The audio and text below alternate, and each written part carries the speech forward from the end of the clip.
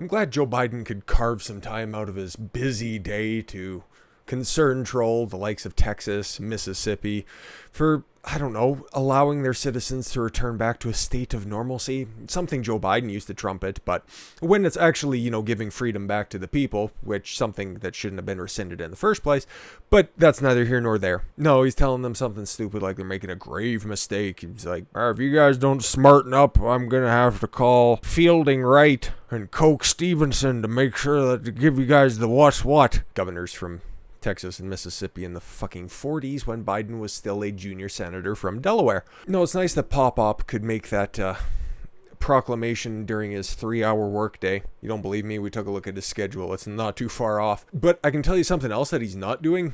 And I wanted to bring this up, but there was not really enough meat on this bone to make a video out of it. So I figured I'll just roll this into everything. This old bastard cannot be asked to do a press conference by himself. Okay? Couldn't even be asked to deliver a State of the Union address, okay? It's something that has been done by every single president at the beginning of their term in office in the modern era, at least since early 80s with the first term of Reagan. They've been in there by the end of February, and this is the first time in modern history that a current sitting, and in Biden's case, leaning president has yet to address Congress and Senate in an official capacity. It's beyond comprehension why anybody is, allowing this to happen, not asking it unquestioningly. Like, I don't understand.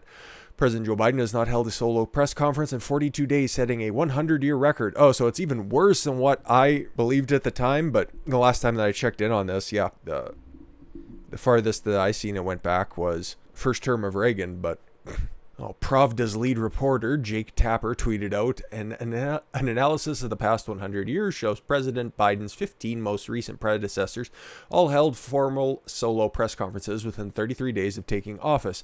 Biden has not, and it's a day 42. Wow, that's probably the most scathing Tapper's ever been against a Democrat. Andy Biggs, a good rep from Arkansas, retweeted, "Why is Joe Biden hiding from the American people? Oh, well, we have fairly obvious answers, and some that beg the question. If he's worried about security, why couldn't you take to your warmest constituents? Fuck, you own both houses, so nobody's going to be trying to attack you if you just make a sympathetic speech to them." Ronna Romney asked, why is he so afraid of answering questions? Some were not happy with Tapper's analysis. Fox radio host Trey Randall highlighted the angry reaction to Tapper's tweet. I mean, Jake might as well pop on a MAGA hat after, of course, spending 4 years behind, or being called a Trump hater. See how stupid Fox has become? It's an establishment outlet. Don't make any tertiary hirings make you sway your opinion one way or another. They're still trying to hedge their bets long after that ship has sailed. So yeah, I guess Biden's just been too busy not making phone calls to foreign leaders, meeting with Senate rhinos to figure out and smooth out some kind of a stimulus plan, which he looked at and threw out and then just immediately had everybody pass the $1.9 trillion bill. No, he's, like I said, just concern trolling Texas and Mississippi. President Joe Biden on March 3rd alleged the governors of Texas and Mississippi made a mistake by loosening COVID-19 restrictions, such as mask mandates the day prior. I think it's a big mistake, commenting on his presidency. Oh no, Biden told reporters in the White House's Oval Office in Washington. So the old man couldn't even be asked to get into the press room, which is considerably larger than the Oval Office, but hey, whatever. He has his own guidelines that he's sticking to. Biden said the masks make a difference during the COVID-19 pandemic.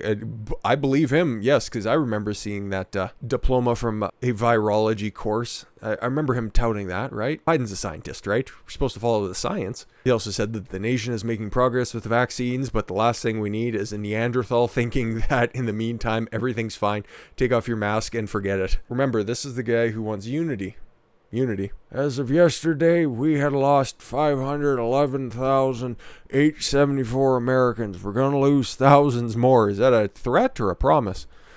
We're to not have anybody vaccinated until sometime in the summer. What? I thought we seen a couple weeks ago that you're ramping up so like 1 million people a day are going to get vaccinated. So I don't get where you're coming from with these numbers. Getting a shot in someone's arm is getting the second shot. You're going to take time. That is critical.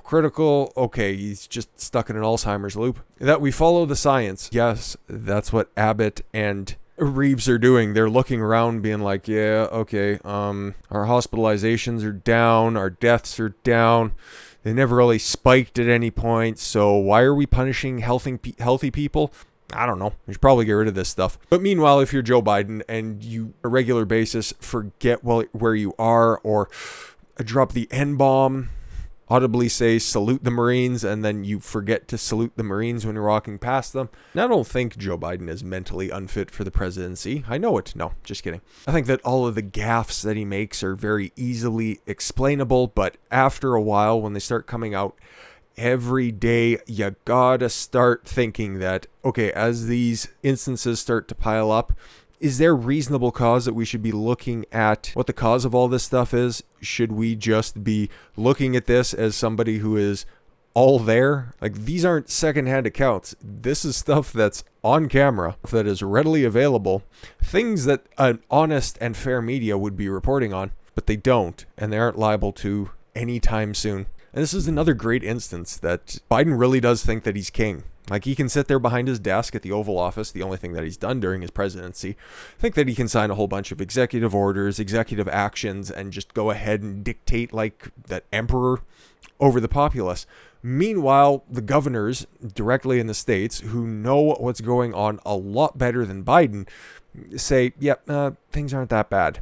But from the mountain on high in his ivory tower, Biden can just say, yes, these Neanderthals can mill about as they like, but not anywhere I have a say. And then, of course, as we covered yesterday, especially in Texas, different cities can order you to still wear a mask. That's fine, but they can't charge you, and they also can't detain you if you are. So there are still some assholes that operate restaurants who probably last month or maybe even a couple months before that were saying, oh, these mandates and all these lockdowns are killing us. No, they're still going to go ahead and impose their pseudoscience to just further victimize themselves because they like the sympathy, but they don't like the business because they just want to stay on the government tit like the teachers unions instead of actually doing their job. I think that's what it is, but I don't want to paint every moron like that with the same paint-huffing brush. And this is once again from the Dallas Morning Rag, because they offer just a terrific leftist perspective of what's going on from the minority perspective in Texas, because I don't think most Texans are like this, okay? You speak to regular Texans, you speak to, or you listen to even independent voices from Texas, and this is just once again the corporate line that you should be scared all the time instead of, being in charge of your own safety and security. Oddfellows will remain a mask-wearing and mask-enforcing business, reads an Instagram post from Oak Cliff-based coffee and brunch spot. Well, I look forward to your doors being shut completely. We have many team members who still have not been able to access a vaccine, and we do not feel comfortable removing any layers of protection at this time. Well, nobody will be coming into your store, that's fine. Black Coffee in Fort Worth posted a similar pro-mask statement followed by a plea. We hope you will continue to support us and respect our decision to protect our staff and their families. Yeah, meanwhile, there's probably another store literally across the street that'll be offering the exact same stuff, and their business will be booming because they will not be succumbing to this fear merchantry. And like we covered before, anywhere where the CDC has their white coat or white lab coat reign of terror, same with Joe Biden on federal spaces, not allowed to go about in their establishments, whatever. We got the list of the different establishments so far that have come out saying, oh, my mask. And it's funny, right? They couldn't even find a picture. They want you to just focus on this guy right here, but meanwhile, the other kid that's actually working the registry has a mask hanging off of his ear, so he doesn't really actually care about this stuff.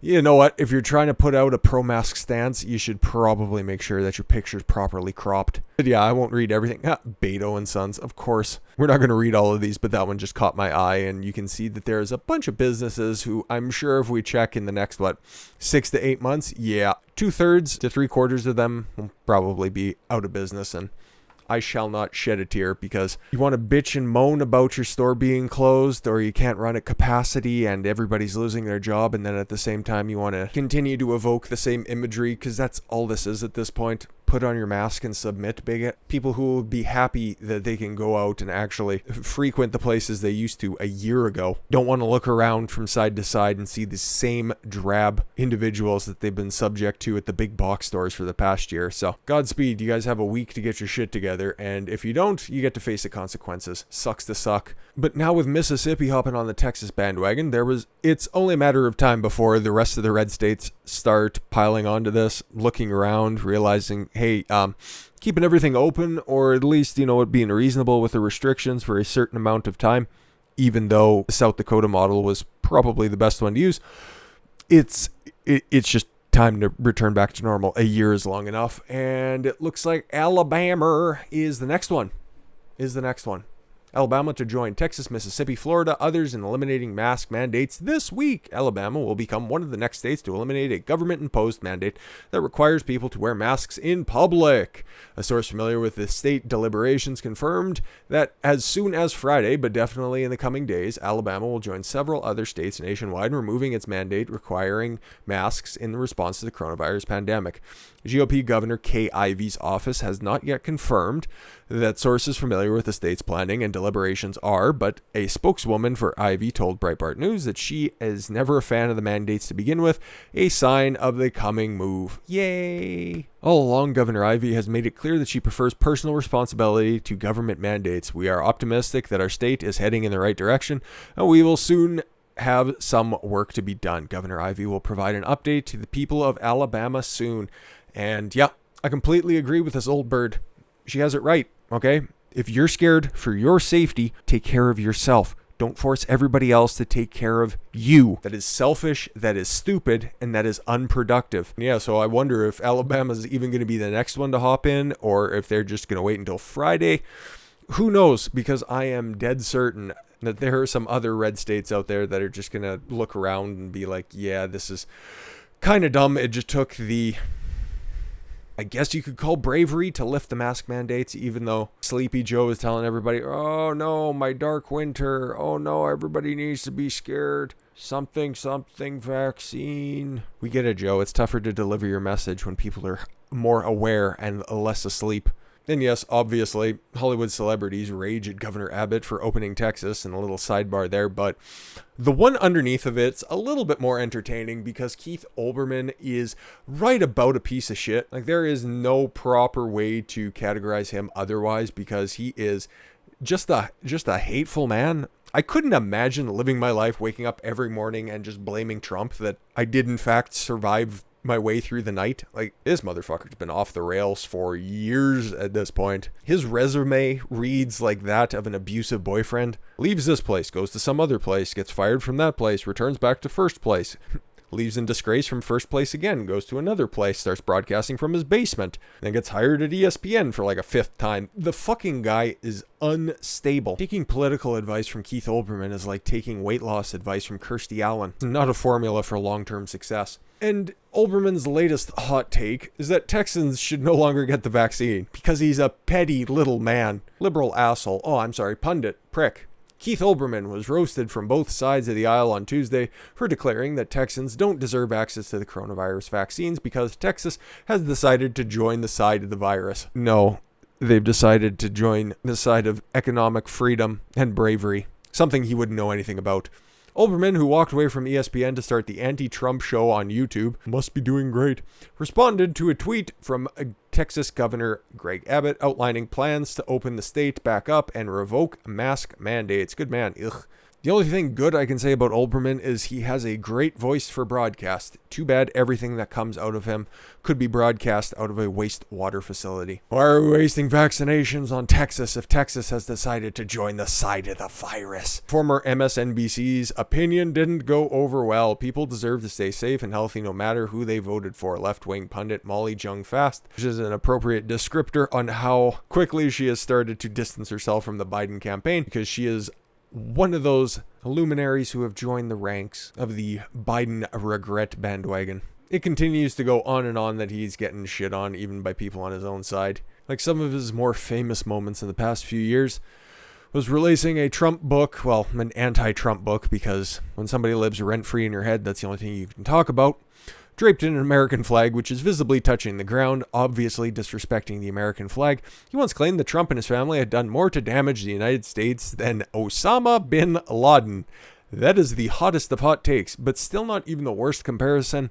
That is reserved for Captain Atheist himself, Sam Harris, who released 2 concurrent podcasts saying that Hitler had more virtues than that of Donald Trump. I shit you not. A man lost the plot a long time ago, and that's what happens when you have TDS. Everything, logic, reason, even just appreciation for sunshine and puppies, just goes right out the window and is replaced by Orange Man Bad. But I couldn't be happier that Alabama's hopping on the Mississippi-Texas bandwagon. I hope Louisiana, Missouri, Kentucky, fuck the entire country, the entire globe hops on this bandwagon, looks at their mandates and realizes that, lockdowns are hot garbage. They were a mistake. We can't go back into the past and lift them any sooner, but you can stop the bleeding right now. And I hope they do that because I like to cover stories that are a positive outlook on life, and the more we return to normal, the more we can start realizing that the normal is indeed in need of changing. With that said, I thank you all very much for the gift of your time. I've been Don Consuelo. I want you to follow your gut and get after it. Take care, everyone.